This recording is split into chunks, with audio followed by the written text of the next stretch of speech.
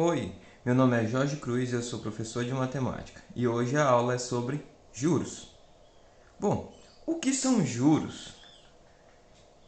A definição diz que juros é a remuneração cobrada pelo empréstimo de dinheiro. Mas eu gosto de dar um exemplo e deixar um pouco mais claro. Eu gosto de dizer que os juros é uma balança que equilibra o poder de compra e o tempo, né? Em relação ao tempo. Como assim, professor? Digamos que esse ano você fez uma compra do material escolar, né? Digamos que você fez uma compra do material escolar. E o seu lápis, sua borracha, sua caneta, seu caderno, tudo que você vai utilizar lhe custaram R$ 100.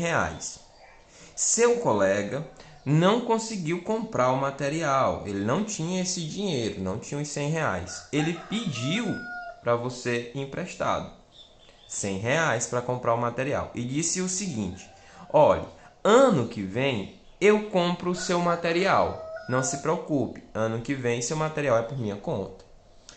Quando for ano que vem, será se ele vai gastar os mesmos R$ 100 para comprar o mesmo material, a mesma caneta, o mesmo lápis, a mesma borracha, o mesmo caderno? Tudo terá aumentado de preço, né? Então, isso porque a gente vive num sistema de inflações, né? De inflação.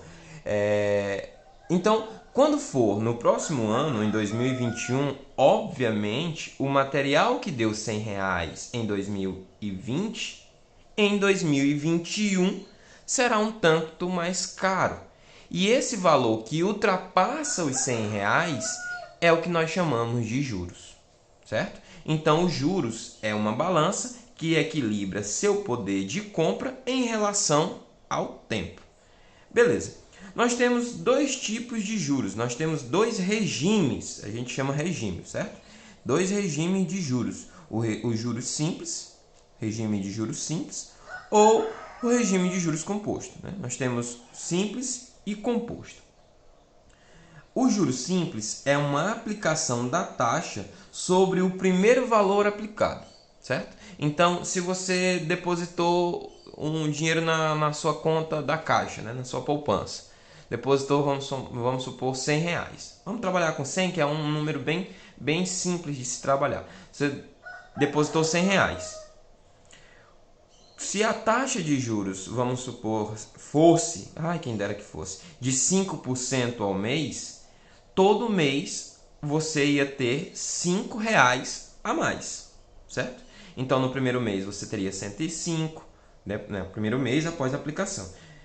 O segundo mês você teria 110, no outro 115, no outro 100, e assim sucessivamente. Já a aplicação em juros compostos, né? Em juros compostos, a gente vai ter a aplicação da taxa em cima da taxa. Então, ao invés de você fazer a aplicação em cima do primeiro valor de aplicação, você vai fazer a aplicação em cima sempre do próximo. Tu tá entendendo mais ou menos? Tipo assim, ó. Você tem no primeiro, no depósito você tem R$ 100. No mês do depósito você tem R$ 100. No mês seguinte, no primeiro mês após a aplicação, você tem 105, certo? Se fosse em juros simples, no próximo você teria 110. Mas em juros compostos, não. Você vai ter um valorzinho, uma fração a mais do que 110. Por quê? Porque essa aplicação vai ser em cima dos 105 do primeiro mês e não em cima dos 100 do primeiro capital de aplicação, certo? A gente vai entender melhor com os cálculos, mas fica aí entendido. Juros simples é taxa em cima do primeiro capital, do primeiro valor de aplicação, né? O primeiro R$ 100 que você colocou lá. E os juros compostos não, ele vai ser a aplicação da taxa sempre em cima de um novo capital. Primeiro dos 100, depois dos 105 e assim sucessivamente. Tem uma relação entre os juros e as funções que a gente viu. Se você é do terceiro ano, está me assistindo aqui, foi meu aluno, então você já deve ter visto função afim e função exponencial lá no primeiro ano, né? Então, há 2 anos atrás, você deve ter visto função afim e função exponencial. Pois é, tem uma relação entre os juros simples e a função afim e os juros compostos e a função exponencial. Tá aqui, ó. O juros simples se comporta em linha reta. Já os juros compostos é uma curva que cresce. A exponencial tem sido muito falada agora com a questão lá do coronavírus e tal. Então, ela é uma curva que cresce aqui rápido após certo período de tempo. Bom, legal. Agora a gente vai falar sobre alguns conceitos que são importantes, né? Como, por exemplo, o capital de aplicação ou o capital inicial. Eu não gosto muito de usar o capital inicial porque a negrada fica tirando brincadeira com aquela banda, né, e tal. Então eu prefiro o capital de aplicação. O que é o capital de aplicação? É o primeiro valor que você vai aplicar vai fazer a aplicação em cima dele, né? É o primeiro valor de aplicação. A taxa, o izinho, né, é a taxa de aplicação. Ela vai vir sempre em porcentagem, certo? Então, ou é 3%, ou é 3,5%, 10%, 20%, mas ela vai vir em porcentagem, certo? O T é o tempo de aplicação, é o período em que aquela aplicação vai acontecer, certo? É muito importante, entenda isso, não esqueça, é muito importante que a taxa e o tempo estejam na mesma unidade temporal. Como assim, professor? Algumas vezes nós vamos ver em enunciados que a taxa pode ser uma taxa cobrada ao ano, mas o período de aplicação foi em meses, né? Então é importante você saber transformar o tempo para o período que a taxa está, certo? Então, se por exemplo, a taxa vier ao ano, a cobrança da taxa era ao ano, né? E você tem que fazer uma aplicação em 18 meses. Poxa, como é que eu escrevo 18 meses em ano, né? Quantos meses tem um ano? 12. Então, meio ano tem 6. Se eu pego um ano completo e meio ano, dá 18 meses, certo? 12 com 6, 18. Então, no caso, ao invés de você dizer 18 meses, você diria 1 ano e meio, certo? Então, a taxa que está ao ano e o seu tempo também poderia ser transformado em anos. Nós vamos ver isso com os exercícios. Você vai treinando isso com exercício. O M é de montante. O que é o montante? É os juros mais o capital de aplicação. Por exemplo, você vai lá no banco e vai sacar um dinheiro, né? Se você raspar todo o dinheiro da sua poupança, você está tirando de lá o montante. Agora, se você for lá e deixar os R$ 100 que você aplicou e tirar só os 5 que foi os juros, você tirou somente os juros e deixou o capital de aplicação lá ainda sofrendo a taxa, né? Sofrendo as aplicações da taxa. Então, o montante é quando você vai lá e zera a sua conta. Você tira tudo, você raspa tudo. Isso é o montante. É o capital mais os juros. Ah, professor, mas aqui está juros mais capital. Ah, não faz diferença, né? Nesse caso, a soma não vai fazer diferença. Certo? Quando a gente monta o gráfico com os juros simples e os juros compostos, dentro de um mesmo plano cartesiano, o que nós temos é essa figura, certo? Essa linha reta é a aplicação dos juros em regime simples e essa curva é a aplicação dos juros em regimes compostos. Veja que em dado momento, né, após a primeira aplicação, que está bem aqui, ó, o primeiro dia de aplicação, quando você depositou o dinheiro. Ah, você depositou num banco que faz... Não tem banco que faz isso, né? Cobrança de juros simples, mas digamos que tem. Você depositou num banco que o regime de juros é simples. E você depositou o mesmo valor em outro banco, onde os juros lá é cobrado em regime de juros composto, né?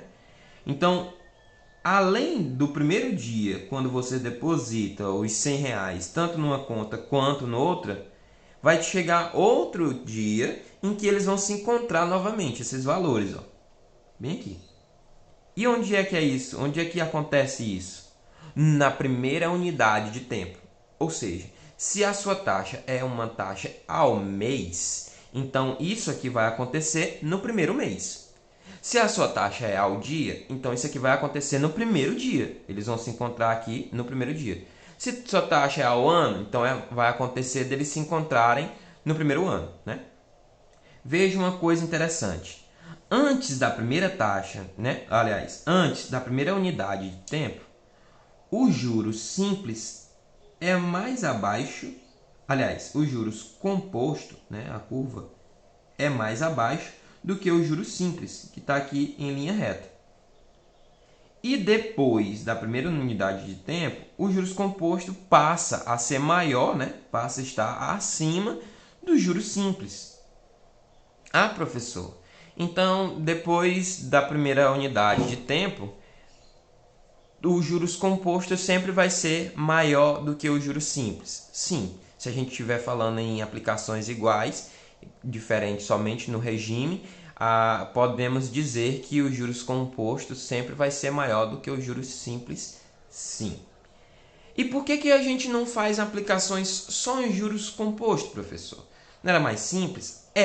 Mas lembra que eu te disse há uns dias atrás aí que nunca o sistema econômico perde, né? Nunca o sistema bancário perde? Pois é. Digamos que você tem um boleto em casa. E esse boleto, ele é uma cobrança de juros de mês em mês, ao mês, certo? Então, ele vai te cobrar uma taxa de 15% ao mês. Então, se você estava devendo, vamos supor, R$ 200, daqui a um mês você vai ter que pagar 230, certo? Mas, se você for pagar antes de completar um mês, a cobrança dos juros não vai ser feita em cima da fórmula dos juros composto. Vai ser feita em cima da fórmula dos juros simples. Porque antes de completar um mês, é mais vantajoso cobrar em juros simples. Então, eles têm essa diferença. Pode ter certeza. Se você vai pagar uma conta que ela gera juro de mês em mês e você vai pagar antes de completar um mês, mas já com atraso, digamos aí de 15 dias, esses 15 dias serão cobrados em regime de juros simples, porque é mais vantajoso para o banco cobrar antes de completar uma unidade de tempo, cobrar em juros simples. Então, fiquem atentos aí. Essa foi a parte 1 sobre juros. Aqui nós falamos sobre o que são juros, como eles são cobrados e alguns conceitos importantes, né? Como o capital de aplicação, a taxa, o tempo e o montante. Fiquem atentos aí, a gente vai para a segunda parte. Nossas aulas sempre são divididas em 3 partes para não ficar tão cansativo. Se você gostou, deixa o like, comenta aí sua dúvida, a gente vai respondendo com o tempo. É isso aí, até o próximo. Até já já!